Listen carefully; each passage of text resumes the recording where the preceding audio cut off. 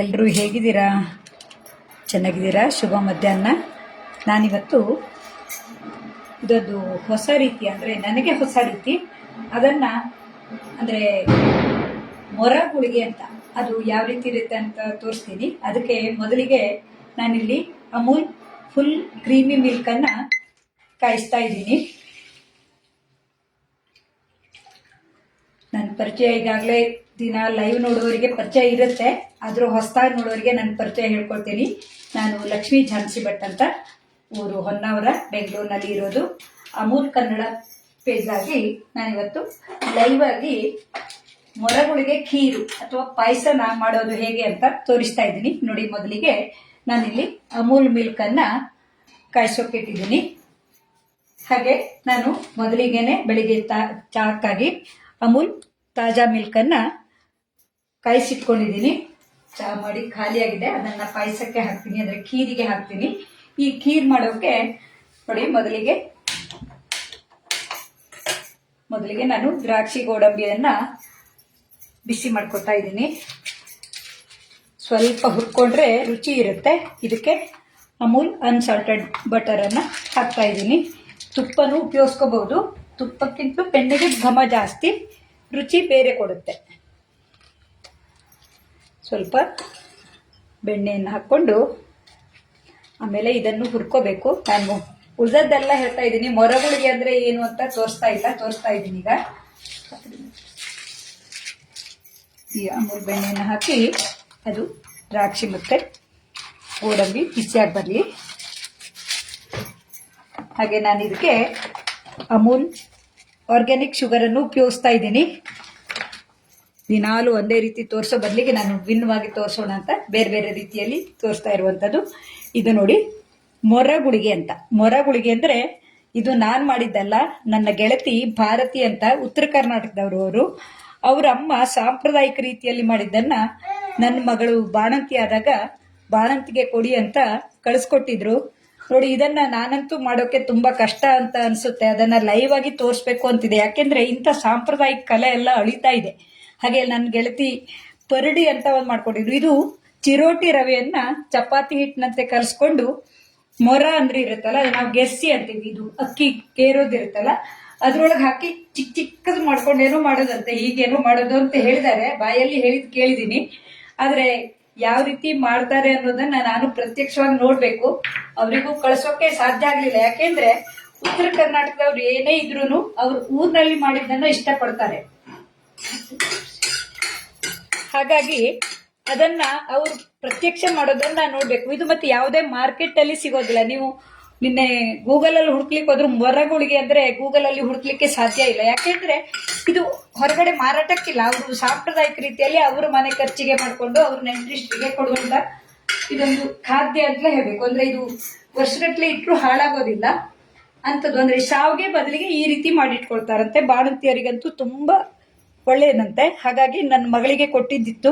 ನಾನು ಇದನ್ನ ಎಲ್ಲ ಜನರಿಗೂ ಪರಿಚಯ ಮಾಡಿಕೊಟ್ಟಂಗೆ ಆಗತ್ತೆ ಅಂತ ಈ ಮೊರಗುಳಿಗೆಯಿಂದ ಖೀರು ಅಥವಾ ಪಾಯಸ ಮಾಡೋದನ್ನ ತೋರಿಸ್ತಾ ಇರುವಂತದ್ದು. ಅದಕ್ಕೆ ನಾವು ಯಾವುದೇ ರೀತಿಯಲ್ಲೂ ಮಾಡ್ಕೋಬಹುದು. ನಾನು ಇದು ಡ್ರೈ ಫ್ರೂಟ್ಸ್ ಅನ್ನ ಸುಮ್ಮನೆ ಹಾಕಿ ಮಾಡ್ತಾ ಇದ್ದೇನೆ, ಇಲ್ಲಾಂದ್ರೆ ಇದನ್ನ ರುಬ್ಬಿಟ್ಟು ಮಾಡಬಹುದು.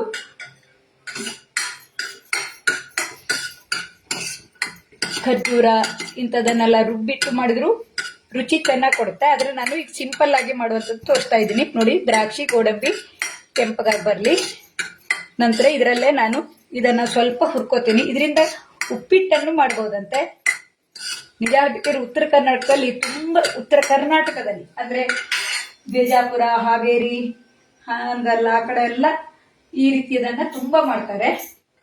ನಾನು ನನ್ನ ಗೆಳತಿಯದ ಇಂದುಮತಿ ಮಾಡಿದ ಪರಡಿಯನ್ನ ನನ್ನ ಯೂಟ್ಯೂಬ್ ನಲ್ಲಿ ಒಮ್ಮೆ ಹಂಚ್ಕೊಂಡಿದ್ದೆ. ಅದ್ರ ಮಾಡೋ ವಿಧಾನನೂ ತೋರಿಸಿದ್ದೆ. ಈಗ ತೋರಿಸೋಣ ಅಂದ್ರೆ ನನಗೆ ಅದು ನೆನಪಿಗೆ ಬಂದಿಲ್ಲ, ತೆಗೆದಿಟ್ಕೊಂಡಿಲ್ಲ. ನೋಡಿ, ದ್ರಾಕ್ಷಿ ಗೋಡಂಬಿಯನ್ನ ಹುರ್ಕೊಂಡು ನೀವು ಯಾವುದೇ ಈ ಡ್ರೈ ಫ್ರೂಟ್ಸ್ ಅನ್ನು ಹಾಕೋಬಹುದು. ಮತ್ತೆ ಇದು ಹಾಳಾಗದೆ ಇದ್ದಂಗೆ ಇದಕ್ಕೊಂದು ಲವಂಗ ಹಾಕಿಡ್ಸ್ತಾರಂತೆ, ಅದನ್ನು ಕೊಟ್ಟಿದ್ರು. ನಾನಿಲ್ಲಿ ಇದಿಷ್ಟೇ ಮಾಡ್ತಾ ಇದ್ದೀನಿ.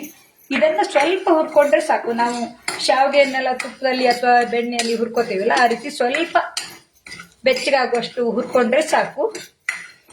ರವಾನ ಕಲಸ್ಬಿಟ್ಟು ಇದು ಇಷ್ಟು ಚಿಕ್ಕ ಚಿಕ್ಕ ಮಾಡೋಕೆ ಎಷ್ಟೊತ್ತು ಬೇಕಾಗುವುದು ನೋಡಿ. ಇದರಲ್ಲಿ ಒಂದು ಸಾವಿರಾರು ಗುಳಿಗೆ ಇದೆ, ಅದಕ್ಕಾಗಿ ಮೊರ ಗುಳಿಗೆ ಅನ್ನೋದಂತೆ ಇದಕ್ಕೆ. ಇದ್ರ ಹೆಸರೇ ಹಾಗಂತೆ. ಆ ಭಾರತೀಯವರಿಗೆ ನಾನು ಈ ಮೂಲಕ ಒಂದು ಥ್ಯಾಂಕ್ಸ್ ಅನ್ನ ಹೇಳ್ತಾ, ಈ ಖೀರನ್ನ ಅಮೂಲ್ ಕನ್ನಡ ಪೇಜ್ ನಲ್ಲಿ ತೋರಿಸ್ತಾ ಇರುವಂತದ್ದು ಖುಷಿ ಆಗ್ತಾ ಇದೆ. ನೋಡಿ, ಇದು ಒಂಚೂರು ಘಮ ಬರುವಷ್ಟು ಕೆಂಪಗಾದ್ರೆ ಸಾಕು, ಇಲ್ಲ ಅಂದ್ರೆ ಸ್ವಲ್ಪ ಲೋಳೆ ತರ ಬರ್ಬೋದು ಅಂತ. ಯಾಕೆಂದ್ರೆ ರವೆ ತನ್ನ ಗುಣವನ್ನ ಬಿಟ್ಕೊಳ್ಳುವಾಗ ಸ್ವಲ್ಪ ಬಂಪು ಅಂತೀವಲ್ಲ, ಲೋಳೆತನ ಇಟ್ಕೊಳ್ಳುತ್ತೆ. ಹಾಗಾಗಿ ಸ್ವಲ್ಪ ಕೆಂಪಗಾಗಬೇಕು ಅಂತಲ್ಲ, ಸ್ವಲ್ಪ ಬೆಚ್ಚಗಾಗುವಷ್ಟು ಹುರ್ಕೊಂಡ್ರೆ ಸಾಕು. ನಂಗೆ ಇಲ್ಲಿ ಘಮ ಬರ್ತಾ ಇದೆ. ಇದಕ್ಕೆ ಹಾಲಲ್ಲೇ ಮಾಡಿದ್ರೆ ಚೆನ್ನಾಗಿರುತ್ತೆ. ನಾನು ಸ್ವಲ್ಪ ನೀರನ್ನ ಹಾಕ್ತೀನಿ.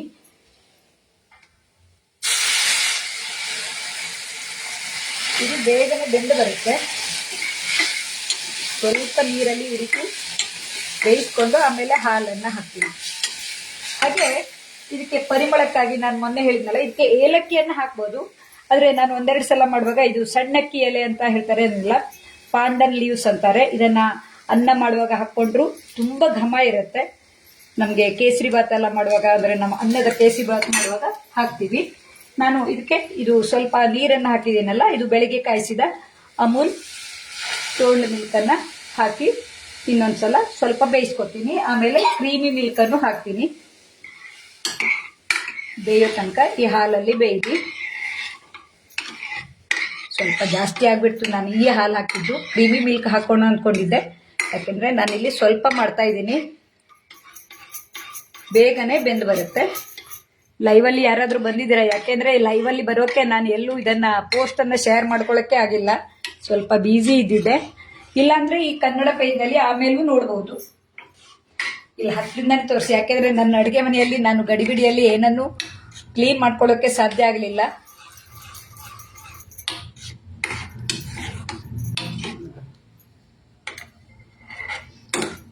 ಹಾಲು ಕಾದಿದೆ. ಇದು ಚೆನ್ನಾಗಿ ಬೆಂದು ಬರಲಿ. ಬೇಗನೆ ಆಗುವಂಥದ್ದು. ಯಾರಾದ್ರೂ ನೆಂಟರು ಮನೆಗೆ ಬರ್ತಾರೆ ಅಂದ್ರೆ ಈ ರೀತಿ ಗುಳಿಗೆ ಅನ್ನಲ್ಲ, ಮರಗಳಿಗೆ ಅಥವಾ ಪರಡಿ, ಸೌತೆ ಬೀಜ, ಮತ್ತೆ ಏನು 2-3 ಹೆಸರು ಎಲ್ಲ ಇದೆ ಇದಕ್ಕೆ. ಈ ರವೆಯಿಂದ ಮಾಡುವಂಥದ್ದು ಅದೆಲ್ಲ ಬೇರೆ ಬೇರೆ ಆಕಾರದಲ್ಲಿ ಮಾಡ್ತಾರೆ. ಅದು ವರ್ಷ ಬಿಟ್ಟು 2-3 ವರ್ಷ ಇಟ್ಟರು ಹಾಳಾಗೋದಿಲ್ಲ. ಅದನ್ನ ಮಾಡಿಟ್ಕೊಂಡು ಇದೆ ಬಾಣಂತಿಯರಿಗೆ ಅಥವಾ ಯಾರಾದ್ರೂ ನೆಂಟರು ಬಂದಾಗ ಹಬ್ಬ ಹುಣ್ಣಿಮೆಗಳಲ್ಲಿ ಪಾಯಸ ಮಾಡೋಕೆ ಎಲ್ಲ ಇದನ್ನ ಮಾಡ್ತಾರೆ. ನೋಡಿ, ಬೇಗನೆ ಬೆಂದು ಬರುತ್ತೆ. ಇದು ಬೆಂದ್ರೆ ಗೊತ್ತಾಗತ್ತೆ, ಅರಳಿ ಸ್ವಲ್ಪ ದೊಡ್ಡದಾಗಿ ಬರುತ್ತೆ. ಇದರ ಜೊತೆಗೆ ಈ ಸಣ್ಣಕ್ಕಿ ಘಮನೂ ಸೇರ್ಕೊಂಡಿದೆ.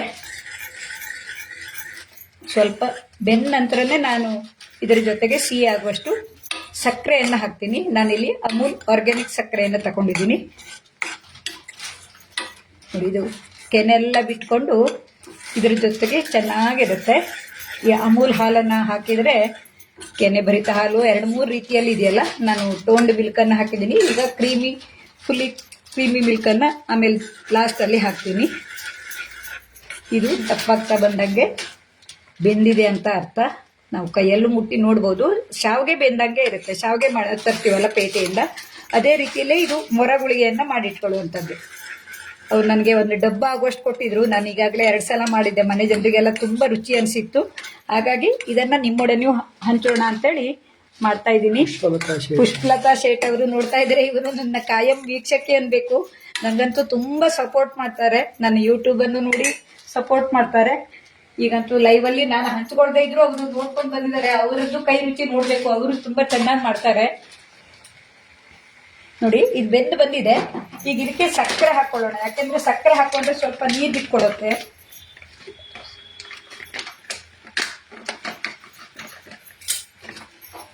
ಇದನ್ನ ಸಣ್ಣ ಮಾಡ್ಕೊತೀನಿ. ನೋಡಿ, ಒಂದೇ ಕಪ್ ತಗೊಂಡ್ರು ಖೀರು ತುಂಬಾ ಆಗಿ ಬರುತ್ತೆ. ನಿಮ್ಮ ರುಚಿಗೆ ತಕ್ಕಷ್ಟು ಸಿಹಿಯನ್ನು ಹಾಕೊಳ್ಳಿ. ನಾವು ಸ್ವಲ್ಪ ಸಿಹಿ ಜಾಸ್ತಿ ತಿನ್ನೋರು. ಆರ್ಗ್ಯಾನಿಕ್ ಸಕ್ಕರೆ ಆದ್ರಂತೂ ನಮಗೆ ಬೆಲ್ಲದ ರುಚಿಯನ್ನೇ ಕೊಡುತ್ತೆ. ಇದಕ್ಕೆ ಸಿಹಿ ಆಗುವಷ್ಟು ಸಕ್ಕರೆಯನ್ನು ಹಾಕ್ಕೊಂಡು ಇದ್ರ ಜೊತೆಯಲ್ಲಿ ನೋಡಿ, ಇದು ಬೆಂದು ಬಂದಿದೆ. ಈಗ ಗೊತ್ತಾಗತ್ತೆ. ಈಗ ನಾವು ಸಕ್ಕರೆ ಹಾಕಿದವಾಗ ಗೊತ್ತಾಗತ್ತೆ ಇದು ಅರಳಿಕೊಂಡು ತಳನು ಹಿಡಿತಾ ಇದೆ. ಈಗ ಇದಕ್ಕೆ ಈ ದಪ್ಪ ಹಾಲನ್ನು, ಕ್ರೀಮಿ ಮಿಲ್ಕನ್ನು ಹಾಕೊಳ್ಳೋಣ. ಅಳತೆ ಏನಂತಿಲ್ಲ, ನಾವು ದಪ್ಪ ಅಥವಾ ನಮಗೆ ಇದು ಬೇಯೋಕೆ ಎಷ್ಟು ಬೇಕಾಗುತ್ತೆ ಅಂತ ನೋಡಿಕೊಂಡು ಅಂದಾಜಲ್ಲಿ ಹಾಕೋದು. ನಾನು ಅಡುಗೆ ಕಲ್ತಿದ್ದೆ ಆ ರೀತಿಯಲ್ಲಿ. ಕೆಲವೊಂದು ಸಲ ಮಾತ್ರ 1 ಚಮಚ ಬೇಕು, ಅರ್ಧ ಚಮಚ ಬೇಕು ಅಂತ ಹೇಳೋದು.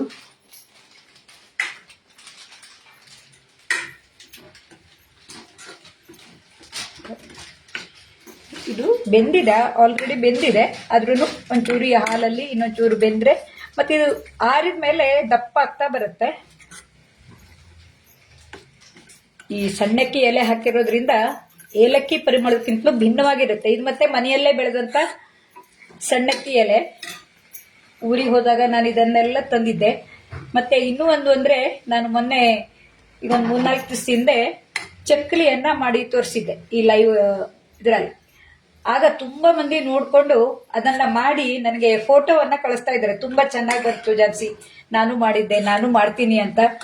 2-3 ಮಂದಿ ಅಂತೂ ನನಗೆ ಫೋನ್ ಮಾಡಿ ಹೇಳಿದಾಗ, ಒಬ್ಬರಂತೂ ಅರ್ಚನಾ ಅಂತೇಳಿ, ಅವ್ರು ನನಗೆ ಪರಿಚಯ ಇದ್ದವರೇ ಅಲ್ಲ, ಅವರು ತಾನು ಮಾಡಿ ನನಗೆ ನನ್ನ ನಂಬರನ್ನ ತಗೊಂಡು ಫೋಟೋದಲ್ಲಿ ಕಳಿಸಿದ್ದಾರೆ.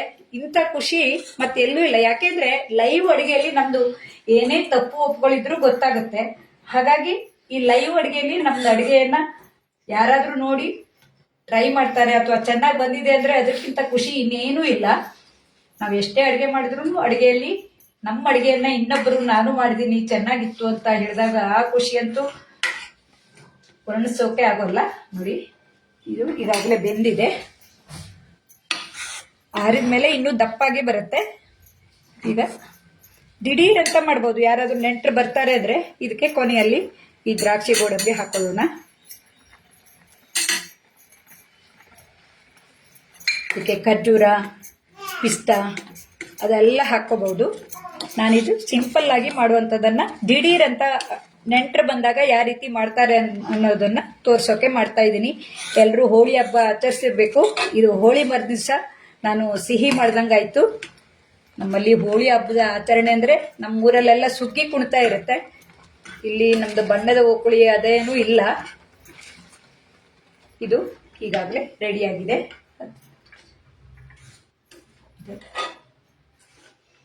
ಈಗ ಇದನ್ನ ಸರ್ವಿಂಗ್ ಬೌಲಿಗೆ ಹಾಕ್ತೀನಿ. ಆರಿದ್ಮೇಲೆ ಇನ್ನೂ ದಪ್ಪಾಗಿ ಬರುತ್ತೆ ಇದು. ನೋಡಿ, ಗುಳಿಗೆನೆ ಹಾಗೆ ಇದೆ. ಇದಕ್ಕೆ ಮೊರ ಗುಳಿಗೆ ಅನ್ನೋದು.